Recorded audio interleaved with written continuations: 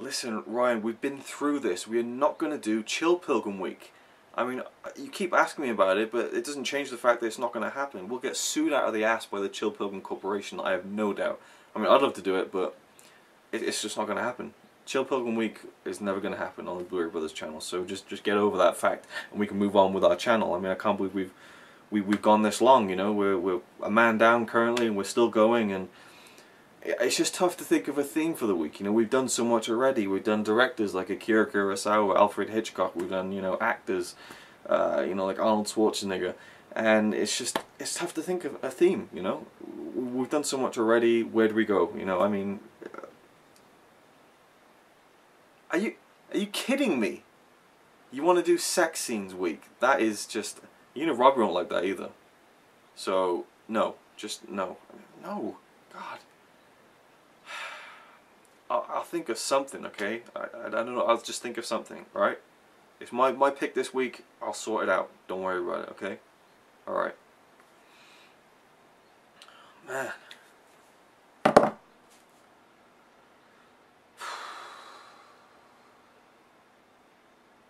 What do you think?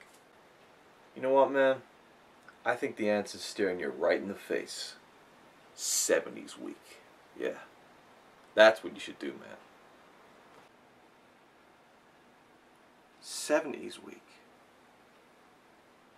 Yeah.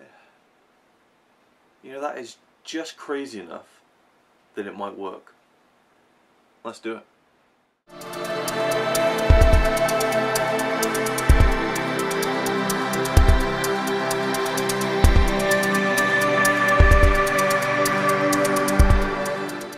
Hello, welcome back to the Blu-ray Brothers channel, and it is 70s week, as you can tell from that awful skit.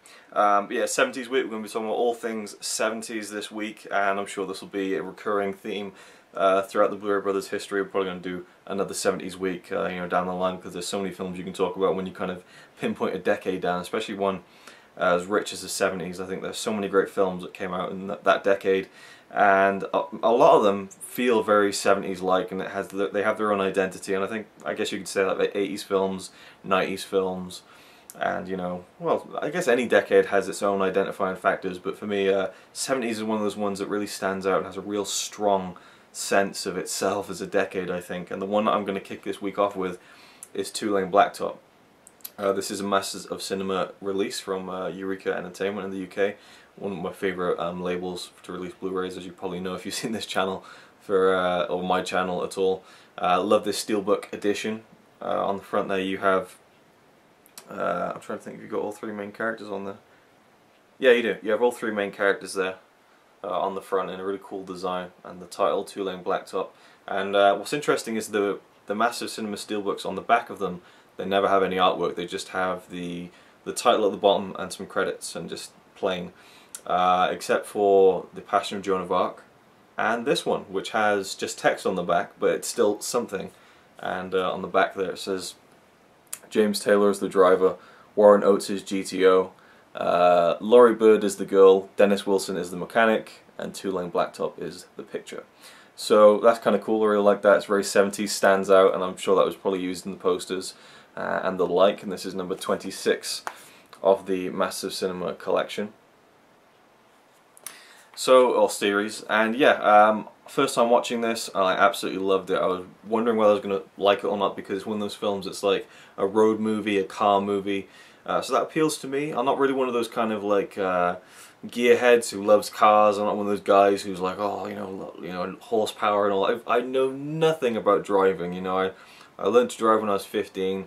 I didn't get very far with it, but I was doing well, and I know I could have probably aced it in a couple of months or something, but I just stopped doing it, and I've never tried since. But even then, I've never really, you know, I'll look at cars and think that looks really cool, and I'd like that. And there's like movie cars that I'd love to kind of drive, even though I don't drive, you know, like say the DeLorean from the Back to the Future, or the Bluesmobile from the Blues Brothers. I think they're just awesome cars, but I know nothing about cars, but I enjoy looking at them if they're cool, if that makes sense. I don't know.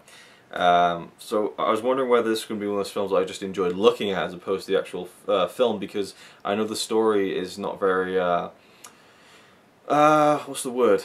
it's not one of those films I think that has a story that is kind of like a beginning, middle, and end, and you know, this is, you know, a typical, you know, story. And I've heard that it's kind of very sparse in dialogue and, you know, very slow at times, but I actually really enjoyed it a lot, and I'd even go as far to say as I think I loved it as well. I wouldn't call it like a 10 out of 10 classic or anything like that, but it's definitely a special movie and not quite a unique film. I mean, it came out in 1971, and it kind of basically goes down the same kind of path as Easy Rider in a sense. Not completely, but there's elements of that in there, and that came out a few years earlier in the late 60s, which I have seen. So it's kind of a bit of that to it. And we have an interesting cast. We have James Taylor, who's a famous musician. This was his only film. I'm not sure about the story behind how he got involved in the film. I'm sure once I get into the special features, of which there are many on this release, I'll find out more about that. But he plays the driver, so a full, like, what, 40 years before, yeah, full exact 40 years before Ryan Gosling played the driver in Drive.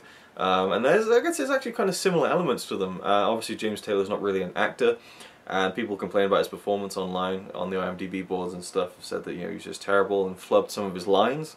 I found some of the scenes where he flubbed his lines to be more naturalistic and seemed to fit within the tone of the film, whether it was intentional or not. And his character doesn't say much, and I found that really interesting. I really wanted to know what was going on inside his head because of how little he spoke, and just the air of the 70s and that kind of lifestyle that these two guys, it's basically James Taylor and Dennis Wilson, two guys just driving around in this 55 model car that looks like a hunk of shit but actually is really fast, and they've tuned it up, and they're just like, you know, Dennis Wilson is kind of the guy, the mechanic of the two, and James Taylor's the driver. And they don't really have names, you know, in the film either, and they just drive around racing, getting money, just driving across America, and it's just like free, the open road. And they pick up Laurie Bird as the girl, and Laurie Bird, her acting wasn't great in this, but again, it came off as more naturalistic to me, and I just believed in those characters, even though it seemed very strange that they just kind of end up together and just, you know, didn't really say much to each other, but they were just there. But it just seemed like it was something that could have gone on in the 70s on like Route 66, you know, just picking up people and just driving along and doing whatever. And there's a great sense of freedom about this film, but also kind of wondering where it's going, and that's where Warren Oates' character comes into it, GTO, and he drives this GTO car, and it's like a really nice, like, yellow kind of you know, sports car, and they end up, him and the group of the three, the two guys and the girl in the car, and this guy GTO, and he picks up a few hitchhikers along the film, but it's mainly him on his own, and he thinks they're following him, and they pull over at the same gas station. There's this really tense scene where they're both refueling, and it just goes on for like 10 minutes. It's just like really chilled, but like with an underlying tension, really cool. And then basically it comes out, you know, and they say, right, we're going to race to Washington DC, and we're going to do it for pink slips and stuff, and you know, this huge cross-country race basically, and that's kind of the main bulk of the film. And I just love that whole section with Warren Oates. He was fantastic. I absolutely loved him in this film, and the way he would always pick up a hitchhiker, the way he'd always pick up a hitchhiker, I'll leave that one in for free. He'd pick up hitchhikers and he'd kind of tell them how he got the car, and it was a different story every single time, and I just loved his character, and he's kind of a reflection of the younger characters of this kind of nomad who is just driving around, but he's an older character. And so, you know, at one point he says near the end of the film, you know, how like if he doesn't start grounding himself, he's going to go into orbit. And it's kind of, again, makes you think about where the younger guys are going to go. They're just, you know, constantly drifting. Where, you know, will they end up like him?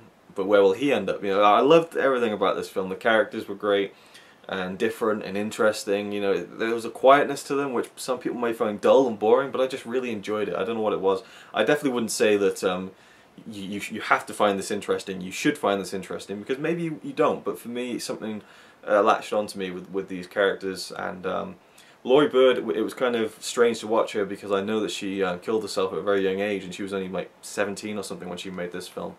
I saw her a couple of weeks ago in Annie Hall, actually, in a brief role, but she was in 3 films, so effectively in the past 2 weeks I've watched like 2/3 of her filmography. And she committed suicide when she was 25. So I always find that eerie to see a film that has, you know, maybe a young actor or a young actress, and you know they didn't live very long.